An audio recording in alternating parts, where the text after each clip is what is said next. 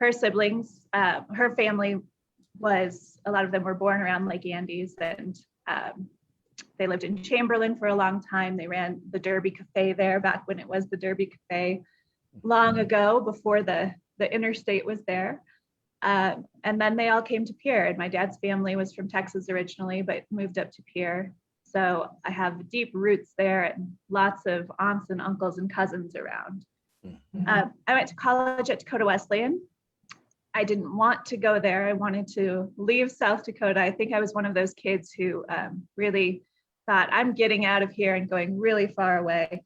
But then they gave me a really great scholarship. So, my dad said, that's where you're going. So I did. And that was really a great experience, a very different experience than I think I would have chosen under different circumstances. But I was a theater major there and really involved with music and writing programs. So I double majored in theater and English with creative writing and scenic design as my emphasis areas. And the good thing about going to a school like that was that you really had to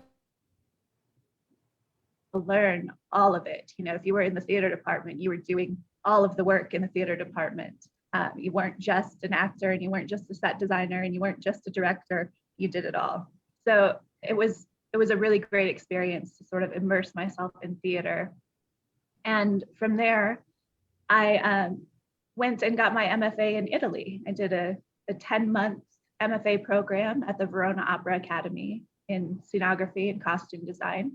And we toured shows all around Italy. And that was really a fantastic experience. And I came back to the US and went to Minneapolis and worked as a freelance theater artist there. Costume, scenic design, builds, those kinds of things. But I would also fly out of Minneapolis and head to wherever I got a job all the time. So I was really, on the road a lot at that time. And eventually I was really feeling the pull to come back to South Dakota. And part of that was that I wanted to be closer to my family. My grandma and I have always been really, really close. She was turning 90. And when I realized I really want to get back and spend time with her there.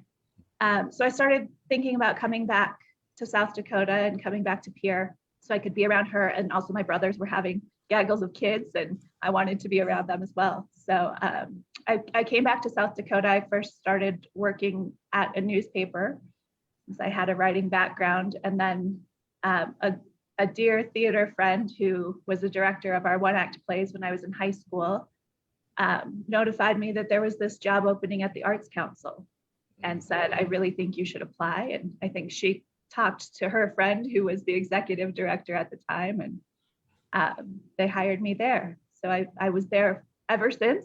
So I've been with the Arts Council now for about 12 and a half years. And so you got that job when you were 12? Right, yeah, about 12.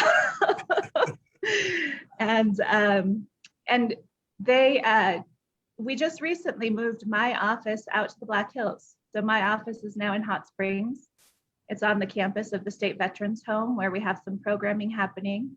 And there's an art studio there. We have a lot of artists in residence who come in right now. Of course, everything's on lockdown, but that will resume, and we have an art studio space, and we just have sort of a remote location so that people out in this area have a little more access to our staff here. And then while I've been at the Arts Council, I also pursued my PhD and went to school at the University of British Columbia, did remote learning, and got a certificate in cultural planning and development first, and then my PhD in international public policy. So sort of a long road, but a lot of it in the arts and sort of different aspects of the arts as well. That's a wonderful overview. It doesn't nearly speak to the depth that you have that I've learned about you, but it gives us a sense of a framework anyway in which to see you and your work. I'd like to now turn to um, the arts, and you clearly have been involved in the arts for at least since you were 12 and probably since you were 6. Uh, but I'd like to talk a little bit about why art is important to our communities and our societies. What does art do for us? Yeah. Um, I think what art does for us is helps us communicate with each other and in ways that we wouldn't be able to otherwise. It's a way that when we don't understand one another, we can use art to help make that happen. And you're right, I've been involved in the arts for a really long time, since I was a really young child. My grandma and mother were both music teachers. So we just grew up with music as part of our lives. I had all of these brothers and cousins who were football players and ranchers and farmers, but they were all also musicians and involved in theater or writing. And I think that's really a normal thing in South Dakota. I think everybody has connections to the arts in those ways. And a lot of times they don't think about it like that. They don't think that, oh, I'm an artist. I sing and I dance and I play instruments. So I'm an artist. We find that a lot through our work with the Arts Council, that a lot of people are artists and they don't identify as artists, or they're really involved in the arts as an audience member, but they don't necessarily identify themselves in that way because they just know they enjoy music, but don't think about it as the arts as part of our society. I think one of the other really great things in South Dakota about having the arts as a connector between communities is that we can be really isolated because of the ruralness of the state and our small towns.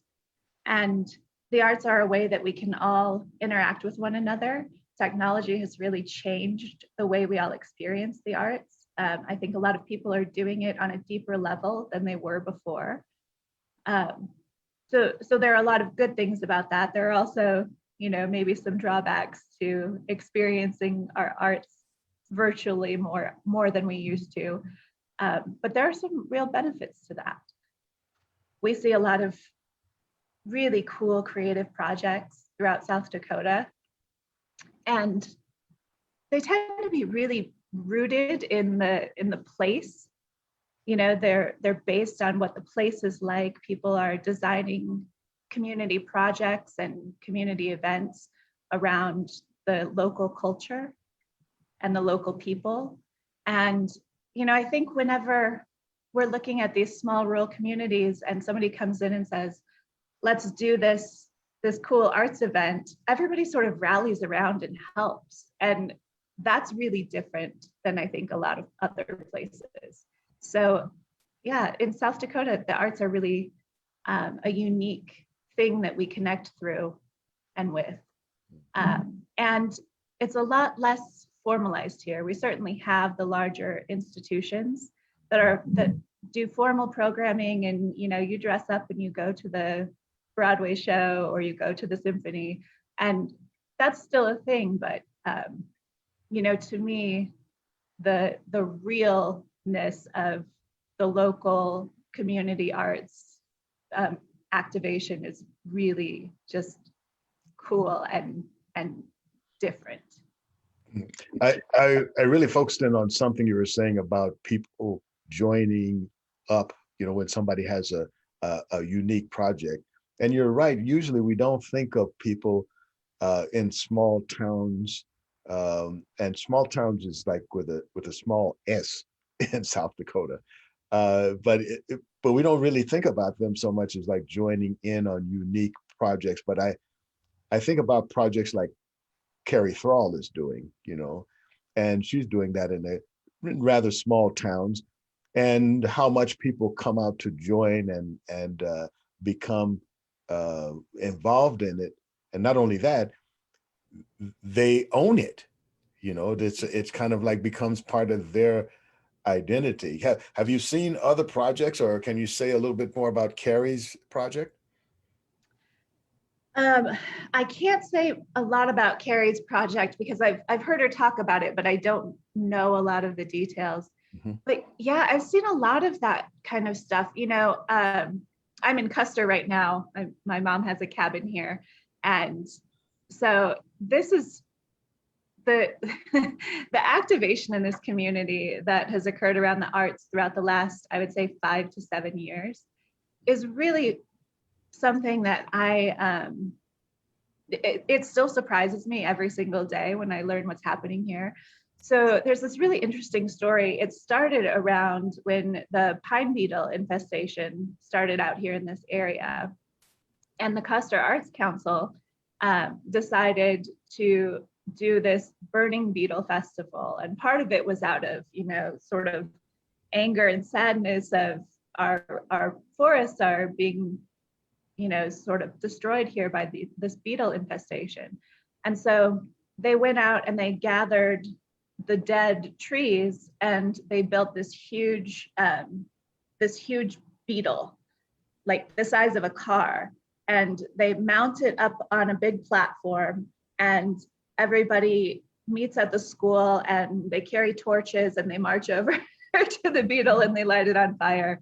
And it has fireworks in it and people chant and sing songs and it's really something to witness. But that festival has continued and grown. And so it started with, sort of the torches and the marching and the effigy burning. And that was really a visual and cultural connection. But now it's a full weekend of arts events. There's a talent show and an art show. Last year, there was a sculpture that was installed and dedicated as part of the festival. Now they have musicians in every restaurant and bar. So you do a music hop down the main street after the burning beetle. So it's just really something that has evolved and it's all based around the arts. I think starting with that one event really changed the culture of Custer and its Arts Council and the support for it. Now they're starting a community theater here. 2 new music venues have opened in Custer that are booked most nights. I mean, it's really changed what happens in Custer, South Dakota. And I think we see that in communities all across the state. We've seen a lot of motion in Aberdeen, Bulkton with their elevator murals. So any place that starts with one small arts event, things sort of tend to blow up and turn into just a different beast. Because everybody's excited and there's something to do and they go out and then everybody adds their own voice to it. In that line of thinking, can you talk a little bit about how art brings communities together? Yeah. So, we see a lot of sort of one thing starting in one community and then other communities seeing that and deciding that they would like to do it too. So that's one way that it brings communities together. It also brings, just communities of people together within one larger community. I think we see a ton of that as well. One of the programs that we support at the Arts Council is called World Fest. And it's actually a partnership program with a regional arts organization that works to bring international music ensembles to the Midwest. And one community in South Dakota is chosen to host this event. We help administer that through the Arts Council. And so recently we've held it in Pierre. It's a 2-year program. It will be a 3-year program after this year. Recently we've held it in Pierre and in Huron for the last 4 years. And so I was pretty involved with that in Pierre and in Huron as well. And it brought cultures together that hadn't connected with one another before. There are immigrant and refugee communities that tend to be really segregated. But when you bring in an international ensemble from Japan or China or Israel or Brazil, then it sort of changes people's comfort level with going to be part of that. They feel like, oh, we're not different. We're part of this community, and then these are guests in our community now. So people tend to join together to welcome that type of event, and it changes the conversations, and it changes where people feel like they can go and where they feel like they belong. So we see a lot of people coming together in those ways when we can have those cross-cultural events and interactions. But we also see sort of one great idea in one small town spawning more great ideas in more small towns, and eventually all coming together in one place. You know, the arts community really around the world is kind of small. You sort of, when you work in the arts, you tend to know people all over the nation who are doing similar work. And in South Dakota, it's even smaller. We sort of all know each other. And that's one of the great things here, I think, is that you can pick up the phone and say, I want to call so-and-so up in Bison, South Dakota, because they're doing something really cool. And I want them to talk to a couple of people here so that we can do it too. Mm-hmm. Mm-hmm. Now, when those kind of things happen, I imagine there are some, let's say, bridges across generational gaps as well. Can you talk a little bit about that? Yeah, absolutely. That's true. You know, I think there is a level of respect and appreciation, but among generations to see sort of the skill involved of, you know, if there's an artist who's been working for a long time, who's really famous, like let's say Arthur Amiot, I'm sure people are really familiar with him.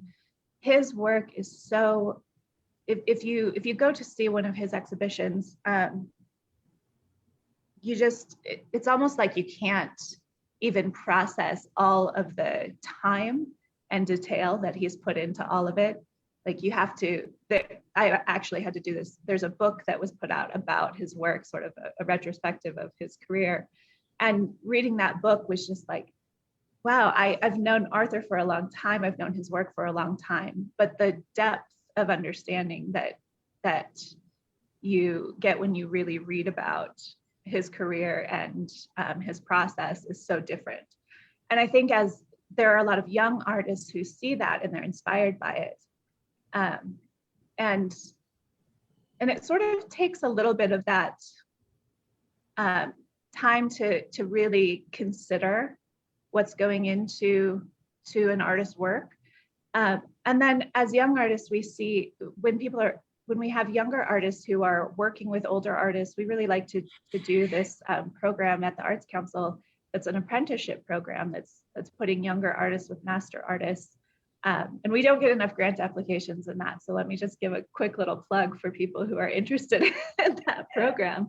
But it's so phenomenal to see these projects going on where a younger artist is paired up with a master artist and learning that process, and to read their evaluations of those grants and read about what they're learning and what they're realizing as they're doing that work. On the other side of that, I think we see a ton of appreciation from older artists and community leaders for the young, energetic groups that are emerging as well. You know, I think there's so much respect there going both ways. I certainly hear it all the time. I don't know if people out in the field are hearing it all the time, but in administration in South Dakota, I'm hearing it constantly. You know, older artists who are so impressed with the innovation and work that young artists are doing, and vice versa. So in all of that, there must be a few obstacles that artists face and communities face in terms of getting art into their communities. And I imagine that the kind of obstacles have quite a range. Can you talk a little bit about some of those obstacles and what are people doing to deal with those obstacles? Yeah, I think one of the big things that we hear as far as obstacles go are really revolve around not being aware of support structures. There are many artists who feel really isolated in South Dakota, I think. There's sort of this image that South Dakota isn't for artists, isn't for the arts. And that's a challenge that I think we really need to overcome here. Certainly more money in the arts would be useful across the board. So that's something that I hope that we can work toward. As a state agency, our work is really to support arts programs out in communities and for artists. We're primarily a granting agency. And we grant out usually about nearly 80% of our budget annually goes out to grants to communities. But we do see that a lot of people don't know about those opportunities. So knowing about support structures, knowing to go to your local arts council, the local arts councils know to send you to us for financial support, but the local ones will do a lot of programming and that kind of support. And I think people need to know that those structures are there, not in every community, but in many. And if there isn't one in your own community, there's probably one nearby that you can access. And what we're good at the state level is saying, tell us what you want to do. We can help you. We can give you some money to do it. We don't do a lot of specific programming. We do a little bit of that, but we really want to support what everybody else is doing. And the great thing about having a public organization, a state government funded organization, is that our main priority is getting access to all South Dakotans. So that's what we focus on. We want everybody to be able to experience the arts. All of our grants, the events that are produced with them need to be open to the public. We really like when organizations are providing free opportunities for their communities. Those kinds of things receive pretty good grant support usually. So awareness is key, being an arts ambassador, if you're involved in the arts, is really important. I think it's important to talk about it. Sometimes people have discomfort with that, with putting themselves out there as artists or as volunteers in the arts. But it's important to talk about it, and it's important to have meetings with leaders. Meetings really matter, even if you're not asking for something specific with every meeting, but being there, talking about the arts, talking about the importance of the arts, and making sure that you go back every single year, every single month, however often you do it, to talk about it is really important. When we explore a little bit more about what the Arts Council can and does do, what should we expect to see? In other words, talk a little bit about some of the kinds of granting opportunities and the limited programming that you do. Can you talk about that and let us sort of experience that with you? Sure. So we have our major grants categories go out annually. There's operating support for arts organizations.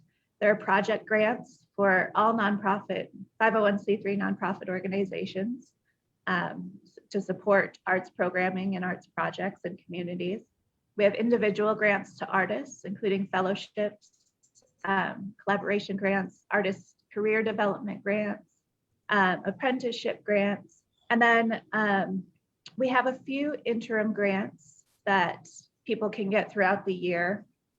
These are usually for, if something pops up, we have an arts opportunity grant where you didn't know that it was coming, so you didn't apply for one of our major grants. You can get a little bit of funding throughout the year for things like that.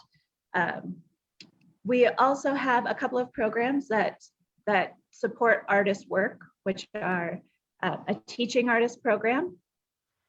Teaching artists go out, we have a roster of artists, they apply, we review their lesson plans, we review their application materials, and then they can be on our artist roster to be hired to go out to communities and work in residence.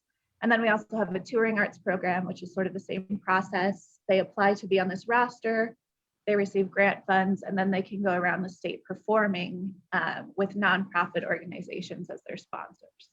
So both of those are geared toward arts education, but also supporting artists who are out working in communities.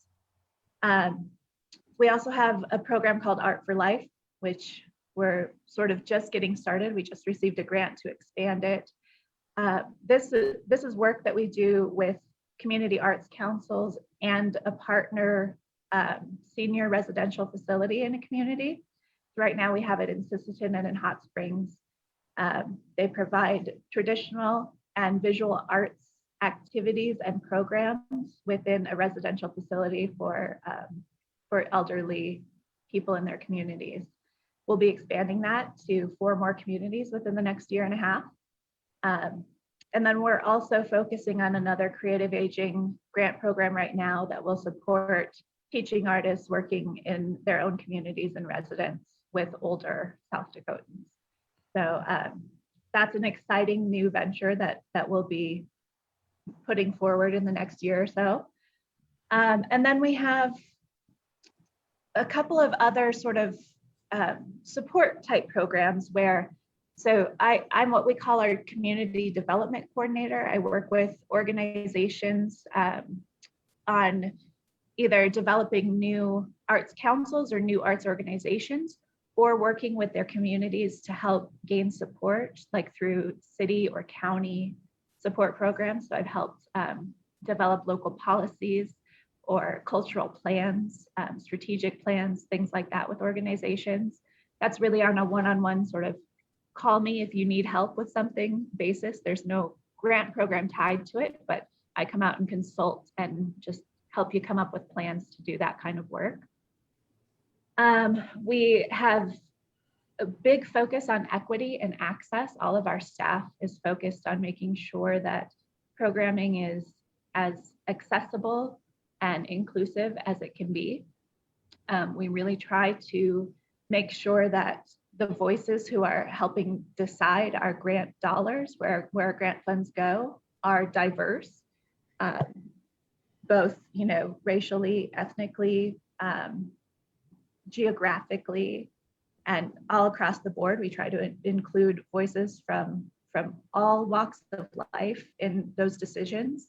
And then we have an advisory council that's appointed by the governor, and they sort of help watch over what we do and make sure that we're aligning the decisions with the goals that we set forth as an agency.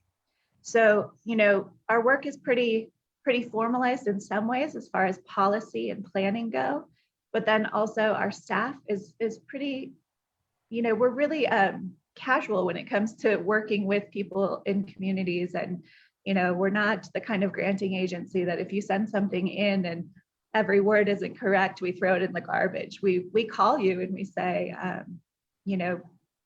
there's this issue and we want to help you fix it so that you can be eligible for funding.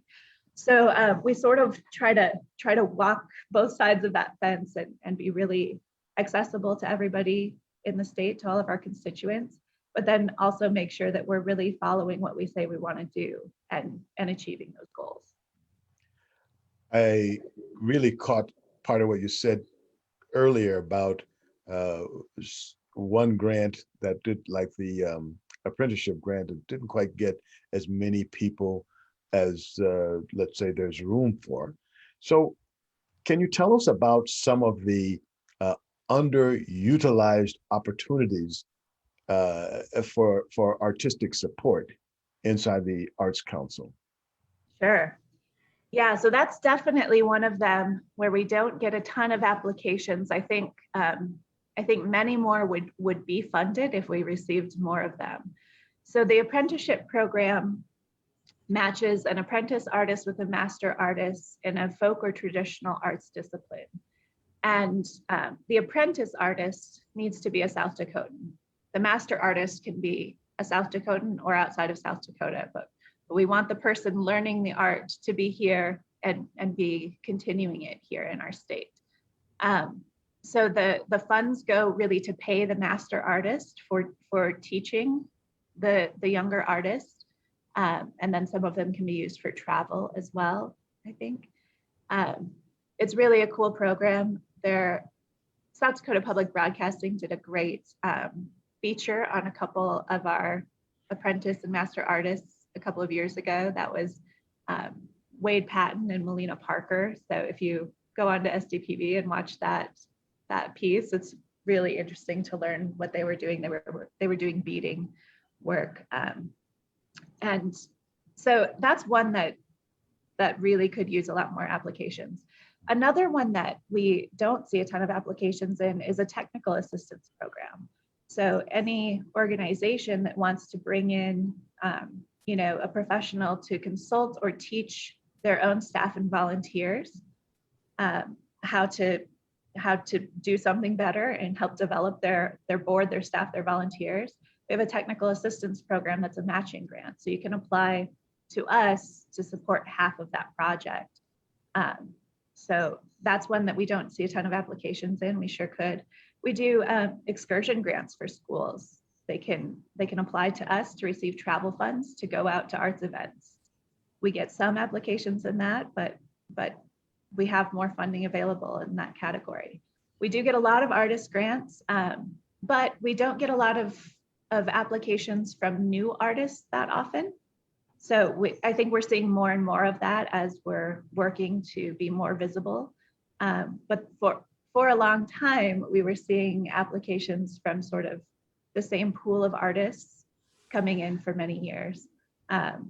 So we really invite people who have never applied to the Arts Council to come and apply for funds from us. We really want to see applications from new people in South Dakota.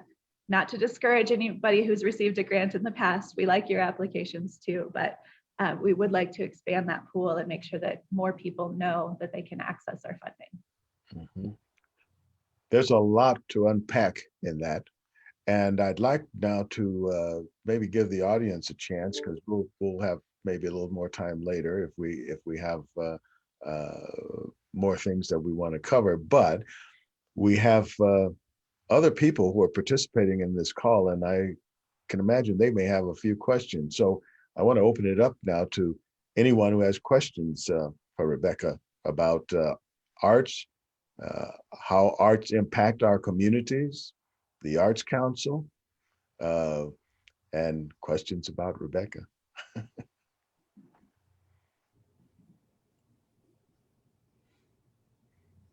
Don't all speak up at once. Well, while you guys are thinking about it, I'll continue, because I have lots more questions. When you're planning or designing, you guys are always, it seems always to be looking for new areas to explore. How do you go about that? And as far as like being aware of let's say untapped resources? That's a really good question. I don't know that there's one way we do that. There are some really useful resources that we have, and then I think we're also just curious people. But one thing is that we have this great network of state arts agency people across the nation. So about half of our budget comes from the National Endowment for the Arts, and they provide support to every state and territories arts councils. And so we have these national networks of people. I do arts education, and I'm our deputy director, and government affairs and communications. And so each of those jobs has a network of people from every state arts agency who are doing this work. And then we, of course, have other national arts organizations where we connect with one another. They're not all state arts administrators. I'm pretty active with the Americans for the Arts group. I used to be on a board with them, one of their advisory boards. And so, you tend to meet all of these people, and you go to maybe a conference or a meeting, and then you are walking through DC and you're just having conversations about what they're doing in another state, some cool project or program that's going on. And I've had so many of these conversations. I think a lot of people who work in the arts are just highly intelligent and creative people, and they're mostly really good communicators. So you come back from all of these events, and you just have all of these new great ideas that you heard about at a meeting or a conference or a dinner, or just on a walk to the subway. And you think, we could do that. We could do this in South Dakota. Or you sort of adapt it in your brain to make it fit your own state. I get a ton of ideas that way. My colleagues do too. We gather in our director's office and sort of hash through them and say, they're doing this over in Montana, and I really think we should try something like it. And then we also do this, at state. We have a lot of regional meetings, our state conferences, things like that. We'll get an idea from a constituent who says, we really want you to do this. And then we'll say, that's a great idea. That would benefit everybody in the state. Let's try to do it. We had one a few years ago that we came back and put it into implementation almost immediately. And that was when we were holding a meeting in Pine Ridge, and there was an artist there who said, I just don't apply for grants because I don't speak that language, that grant writing language. And one of the things that we talked about during that meeting was that he didn't feel comfortable writing a grant, but he felt really comfortable telling us what he wanted to do. So then we said, well, can we just let people do that? Can we just let them record their grant narrative instead of writing it? And we decided we could, so we started doing that.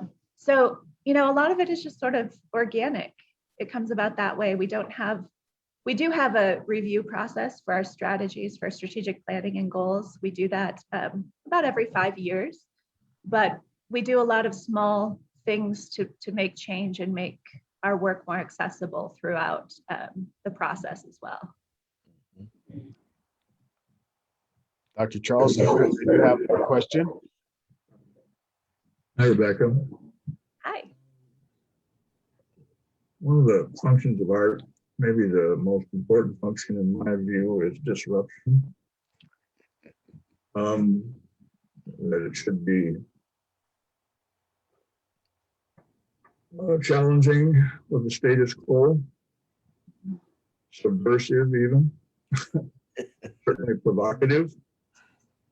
To what extent is that going on in South Dakota these days, in your experience? I don't know that I can speak for the statewide arts community on this topic. I certainly see a lot of it. I'm connected with a lot of artists and arts organization leaders on social media and just, in life. And so I see a fair amount of that. I kind of think maybe I am the disruptor at our agency.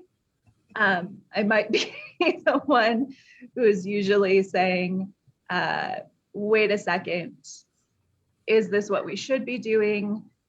What happens if we don't do it? What happens if we do it? Should we be throwing all of this out because it's not really where we need to go? It can be really tough in state government sometimes to do that.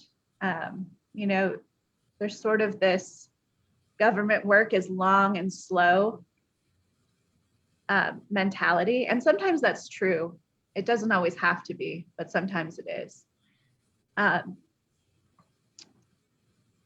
agree with you. Disruption is really important. And I certainly think there are limitations on how much it happens at a state agency. One of the ways that we work really helps us be able to support that without it being controlled like government work can sometimes be. And that's through grants that, you know, we can say, yes, we can give you money for this.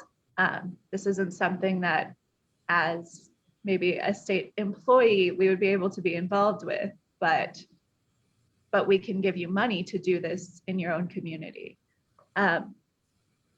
You know, I really do think that the arts world in South Dakota is fairly progressive. And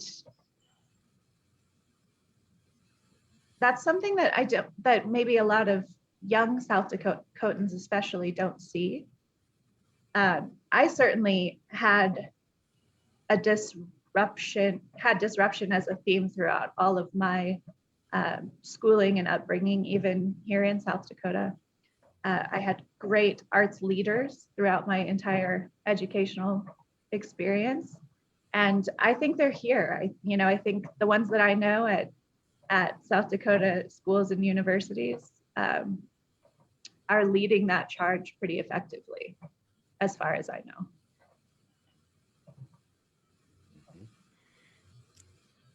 Any other questions? We'll opening it up here. Betty looks like she's contemplating some kind of question. I lost my cursor for a moment there. I'm just really soaking as much and as quickly as I can of all of this. I've appreciated getting to know Rebecca a little bit today. I feel I know her much better, and it makes me feel ever so much more deeply about her being in the position she's in, that it's just a great service to us in the arts. If nothing else, I would like to hear Charles expand a little bit about what he just asked about, maybe engage in a more conversation about that, about the disruption. I'm all for it.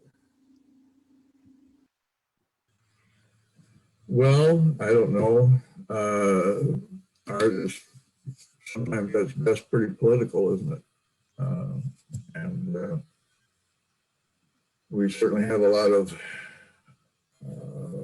polarization in the state and in the nation, things which ought to be discussed more than they are, people who ought to be engaged more than they're engaged. You know, art at its best is a pretty opinionated, values-laden,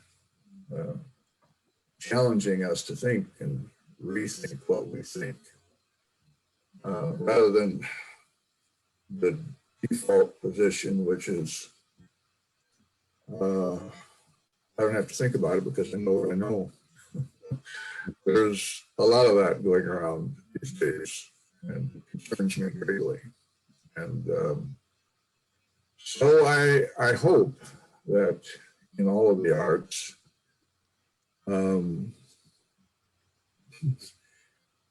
we're challenging status quo thinking. It doesn't have to be flame throwing necessarily, incendiary, but it ought to require us to rethink entrenched positions, so that the blues and the reds can challenge each other to better understand each other and try to come to some common ground of sorts. And, you know,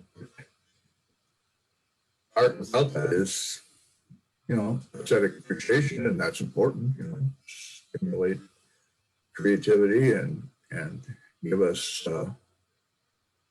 something richer than the normal run of experience, the routine, the rut. It's inspirational, but it also, I think, needs to be provocative. And there are plenty of opportunities for that in South Dakota, as there are deeply entrenched differences of opinion. And, so that's what I mean. Yeah. One of the things that I observed and have on occasion been able to use in terms of art is using art to change the fundamental way of how people frame an issue without ever talking about the issue per se. For example, using optical illusions to show people that what they see may not be actually what is. And for many people, it has never occurred to them that the things that they see, that their eyes distort reality, their brain distort a verifiable reality. And even if they don't trust the new reality they see, it can, let's say, distort or weaken the idea that what I see is exactly right. So just introducing people, for example, to optical illusions and other kinds of even auditory illusions, and just talking about those illusions and how they play on art, or how we use those illusions in art to get a certain illusion, to make a picture look this way. We have tricks that we do to have you perceive something that in fact is not there, or things under the hood. I like to talk, for example, about fractals and fractalization as a way of introducing people to the idea that small changes that you make when interpolated or brought out, expanded to the larger world, make big differences. Just a small changes that you make, and showing people how I can change one thing in a fractal, a couple of numbers, and how it completely changes the picture that they see. These are fractals, by the way, behind me. Okay, it's all made with fractals. So I find, like, if you can, like, arts can be used in that way as well to reframe how people just see fundamental reality, and then they're able to come to conclusions without ever mentioning the conclusion, because they suddenly have been opened up to a new way of seeing the world. Yeah, I agree with so much of that, Lawrence. And, I working with the national network of arts leaders really has shown me that the arts sector is really a leader in disruption and in sort of the societal disparities, solving problems among societal disparities right now. We've been engaging in deep equity work in the arts for 10 years. Mm-hmm. And now we're starting to see this in other sectors. This is happening in other sectors. People are saying, they want to bring in diversity training, sensitivity training, equity training into different fields. But we've been doing this for a long time through the arts. And even before it was a formalized approach to work, artists were already doing it. So I think the arts field is a leader. Before that, they were, leading in innovation, and they're always a leader in whatever the trend, the professional trend is. It's always happening in the arts first, in my observation and experience. So a lot of other sectors, I think, could learn from the professional arts world. And I don't know exactly how we show that, how we put that out there.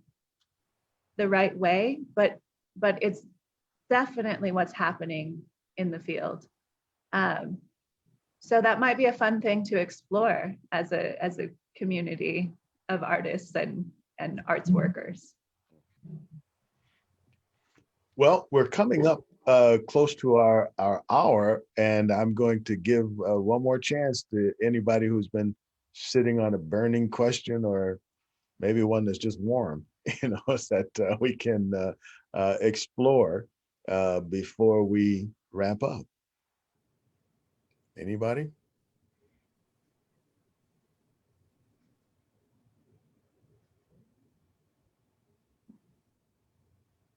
Okay, well, one kind of last question.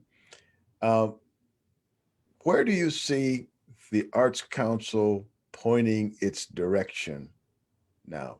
What are the kind of things that you guys are seeing some movement, or things that you want to do and you have in motion? I know you have at least one new staff person, so that really tells me that, oh, you guys have something going on that's new. Yeah, I would say we're definitely in a state of change, and I think we'll be seeing and doing a lot of that throughout the next several years. The Arts Council has been around for a long time. In fact, we celebrated our 50th anniversary, maybe even 5 whole years ago now. So 55 years of the Arts Council in South Dakota. And for a lot of that, it had really solid, steady leadership that developed programming and got things going. And then that leadership has now exited the agency, and everybody's new. Everything is new right now. We know that we have a lot of work to do. We know that we need to progress and respond to the needs of South Dakota constituents better. And we're working on figuring out how to do that. I think we'll be changing pretty dramatically throughout the next 5 years, as we're right now working on a strategic planning process. We're gathering input, and then we'll write a strategic plan. But our new-ish executive director has been on for about 5 years, and he's really learned the field and learned the state agency world. And I think he's really excited about forward motion right now, as are the rest of our staff. So I'm excited about the work we're doing, which is great, a great place, a great way to feel after being in a job for a dozen years. But I feel this change here, it's like biting at our heels, and I'm excited about that. And I'm comfortable with it right now. I think that we're going to have a lot of discomfort for a few years to come, just in seeing a lot of changes, pushing a lot of changes, and then probably needing to redo some of them that, once you change, you sort of learn, oh, maybe that one didn't work and we need to do it differently, or whatever. But I think our main goal is to be radically responsive to what the needs of the field are, and to serve the people in the best way we can. And hopefully we can figure out the best ways to do that. So we're always looking for input. We're always seeking to do better. And that's, the way that we feel we should operate as a state government agency. What a wonderful way to wrap this up. That is exactly the perspective that I have of the South Dakota Arts Council, and always glad to have an interaction like this with you, Rebecca. And I hope that everyone else has gotten some better idea of not only what the Arts Council does, but also how we can be involved more in using the arts, or bringing in arts to help build our communities and build communication between our communities. With that said, thank everybody for joining us. Make sure that if you haven't filled out your form or survey about which is your best date, let us know, because we're working on a plan to expand the number of people who join us. We have more that join us on Facebook that choose not to to sort of be on the live part, but we would like to get more people who are also more involved in the discussion. We want to keep this a discussion because it should be a two-way conversation. That's our goal here, is to make it a conversation. Next week is going to be another interesting conversation. We're going to be talking about the media and how the media impacts how we perceive the world, and how it's dealt with the coronavirus and all kinds of interesting things. The media, of course, is one of the arts. And so we want to invite you all to not only come, but bring a friend. Till that time, we'll see you guys next week. Thanks, everybody. Thanks, Lawrence. Thank you.